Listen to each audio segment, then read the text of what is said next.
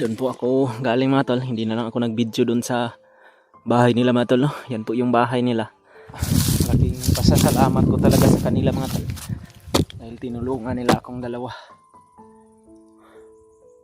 Tinuro po nila yung daan sa akin mga tol, no? Para marating ko po yung bayan. Sobrang napakalayo daw talaga ng narating ko mga tol, no? Mula doon sa lugar namin. Ito na po yung sinasabi nilang kalsada ni Manong mga tol. Malapit na yung bayan mga tol. Diyan tanaw ko na yung mga bahay mga tol. So yun mga tol. Isang magandang araw ulit sa inyong lahat yan mga tol. Sa ngayon mga tol ay masaya po ako mga tol sapagkat mayroon pong tumulong sa akin mga tol na isang tao na nakatira dito sa bundok mga tol. Medyo hindi pa siya katandaan mga tol. At dalawa po sila mga tol. Magkapit bahay po sila dito sa bundok. At nakausap ko po sila mga tol. At sobrang naawa din sila sa sitwasyon ko mga tol. Kaya pinakain nila ako. At pinadalahan din nila ako ng tubig para mainom ko daw sa aking paglalakbay. Doon po ako galing mga tol. Hindi na lang ako nag-video doon sa bahay nila mga tol, no? Yan po yung bahay nila. At yung kapitbahay niya po ay andito po sa baba yung bahay rin mga tol. Yan po. Dalawa po sila dito mga tol nakatira. At nananim sila ng mga puno ng nyog. Mga durian. Pero hindi pa namumunga yung mga pananim nila mga tol. Kaya malaking pasasalamat ko talaga sa kanila mga tol. Dahil tinulungan nila akong dalawa. Tinuro po nila yung daan sa akin mga tol, para marating ko po yung bayan. Sobrang napakalayo daw talaga ng narating ko mga tol, mula doon sa lugar namin.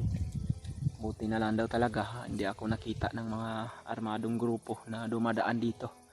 Dahil may mga dumadaan din daw dito mga tol na mga kalaban. Minsan nga daw ay kinukuha pa yung mga alaga nilang manok, yung mga bigas nila. Kaya sa ngayon napagtsimpuhan ko din mga tol na andito ngayon sila sa bundok. Dahil ngayong week lang daw sila dito ngayon mga tol, no? At bababa din daw sila sa susunod na araw para kukuha rin daw sila ng mga panibagong nilang pagkain. Dahil paubos na rin yung pagkain nila mga tol. At nagpapasalamat talaga ako dahil may mga taong tumulong sa akin. Hindi ko man alam kung saan ako napadpad, pero mayroon pa rin mga taong handang tumulong sa atin mga tol.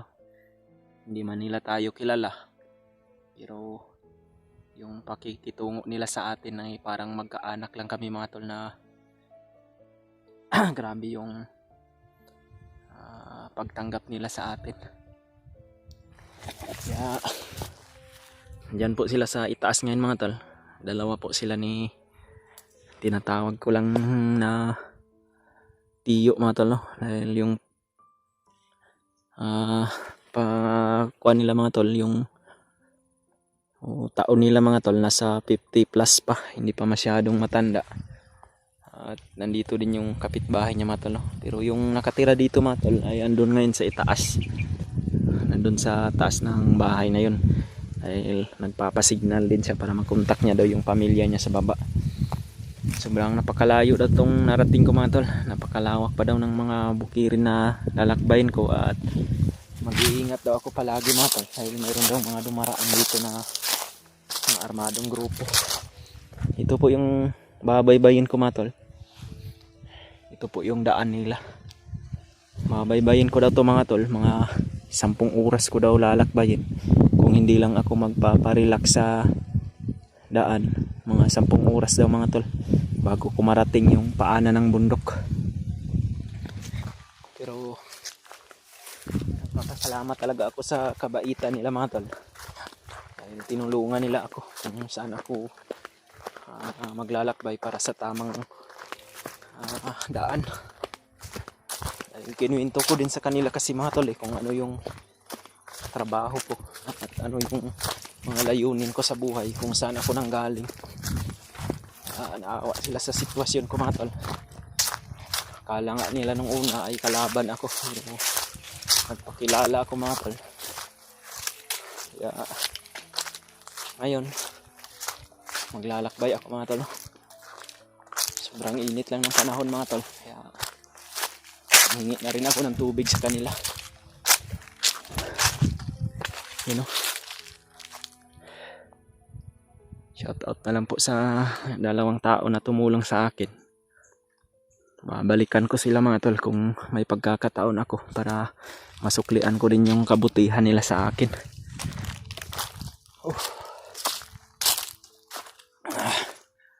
Sumasakit na yung binti ko mga tol. Masakit yung paa ko sa kalalakbay.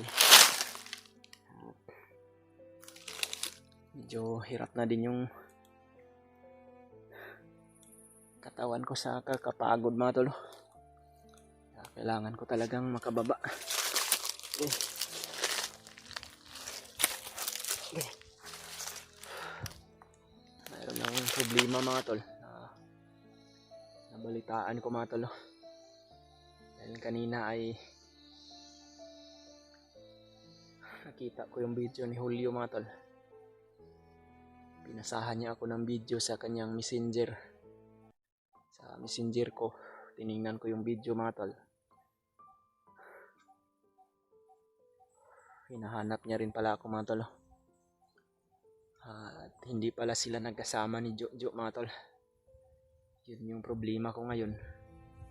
Dahil ang sabi niya sa akin mga tol, ligtas daw siyang nakababa ng bayan mga tol. Nakauwi na daw siya sa kanya, sa kanilang bahay. Nagpapasalamat po ako sa sitwasyon na yun mga tol, no? Pero sa sitwasyon po na hindi sila nagkasama ni Jojo mga tol, ay parang hindi ko akalain din mga tol kung saan ngayon si Brad Jojo. Sana po ay ligtas po siya sa ngayon mga tol, no? At sana hindi siya nahuli ng mga kalaban. Hindi ko alam kung anong gagawin ko kung sakaling malaman ko na nahuli si Jojo. Pero wala naman akong nasagap na mga balita dito mga tol, dahil wala rin mga kalaban na maririnig ko sa mga bundok na ito. Yung sabi lang nila sa akin ni Manong na may dumadaan na daw na armado dito, pero dumadaan lang daw mga tol. Hindi naman daw sila dito na i-stay yung mga armado. Yung inaalala ko lang ngayon mga tol, si Jojo mga tol. Eh, hindi ko alam kung ligtas ba siya sa ngayon. Eh, nakita ko talaga yung video na pinasa sa akin ni Julio na nakababa daw siya. At ang sabi niya pa nga sa video niya mga tol, na sana daw magkasama kami ni Jojo. Kaya nag-reply na rin ako doon sa kanya mga tol, na sinabihan ko na sa kanya na hindi ko kasama si Jojo ngayon. Ako po ay naligaw din ng daan kung saan ay hindi pa ako nakababa, at nilalakbay ko pa ngayon yung bundok. Ito po yung update ko ngayon mga tol. Nag-video na lang ako para may upload din ako sa aking channel at makita din ng mga kasamaan ko yung sitwasyon ko mga tol, no? Pakishare na lang sa kanila mga tol kung sakaling makita nyo tong video na to mga tol. Panoorin nyo po hanggang dulo mga tol, para malaman nyo talaga yung mga sinasabi ko at kung ano yung laman ng aking video, para ipasa nyo rin sa mga kasamahan ko mga tol kung ano yung sitwasyon ko ngayon. Nag-alala talaga ako mga tol sa sitwasyon ni Jojo mga tol, no? Sana po ay makababa ko agad ng bundok. Sana yung hindi ako kuha ng mga kalaban mga tol.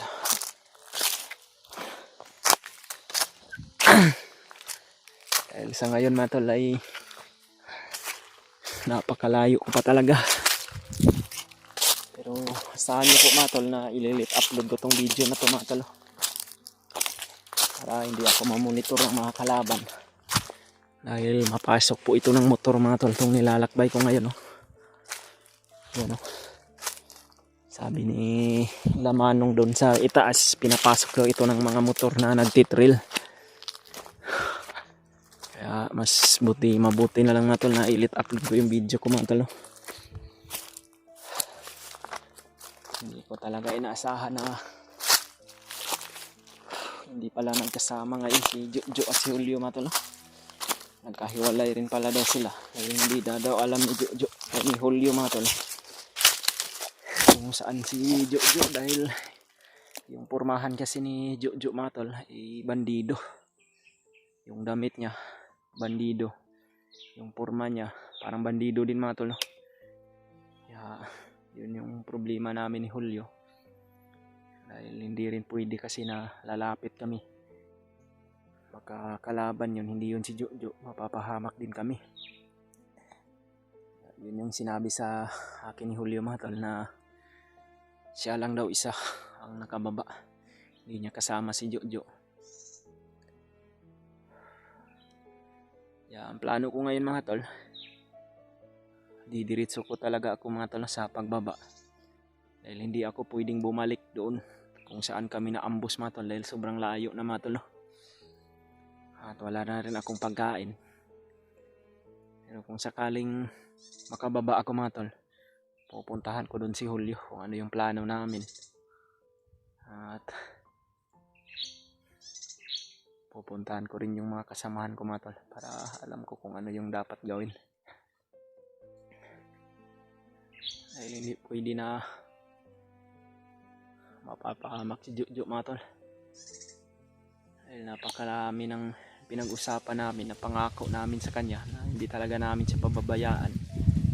So sa oras talaga ng ambush mga tol ay wala talaga tayong magawa mga tol. Kung saan tayo makatakbo, pipilitin talaga natin yung sarili natin na maligtas din, para hindi din tayo mahuli.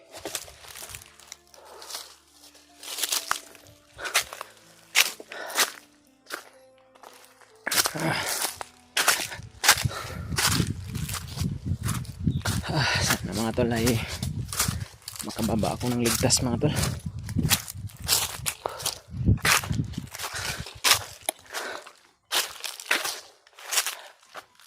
Yun, medyo malalayo na ako doon sa kinaroroonan kong bahay nila Manong mga tol, o nila Tiyo.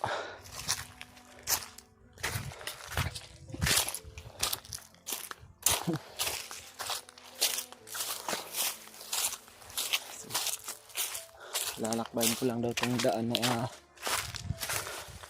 may marka mga tol. Hindi lang daw ako lalakbay sa ibang daan. Ito lang daw yung lalakbayin ko, at kung may mga kalaban daw, magtago lang daw ako mga tol. Yun po yung sabi sa akin ng mga tumulong sa akin. Pero kailangan ko daw magmasid mga tol, para makita ko daw kung may mga kalaban bang papatungo dito.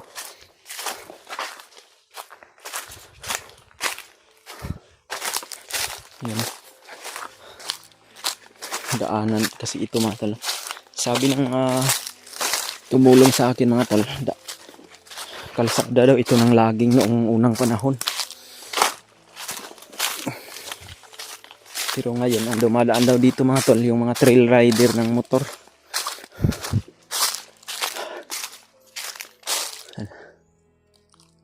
Magmasid muna ako saglit mga tol, dahil medyo masukal yung area ngayon.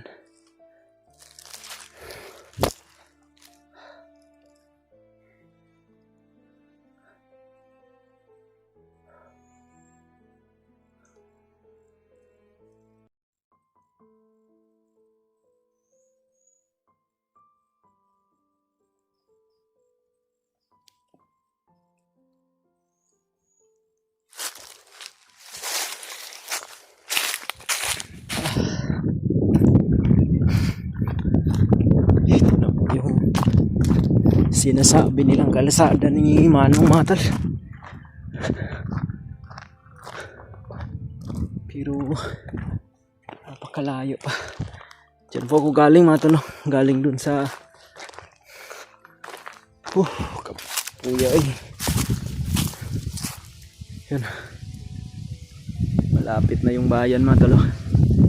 Diyan tanaw ko na yung mga bahay mga tol, no? Yan yung sinasabi nila manong napaanan ng bundok. Kaya mapasalamat talaga ako sa kanila. Ito na yung kalsada mga tol na sinasabi nila. Diyan po ako galing mga tol. Kalsada na maliit hanggang sa karating na ako dito sa medyo malaking kalsada pero walang mga motor mga tol. Maglalakbay pa rin ako hanggang sa makarating ako doon sa unahan sa paanan ng bundok. Salamat po talaga tayo sa mga tumulong na tao sa atin mga tol.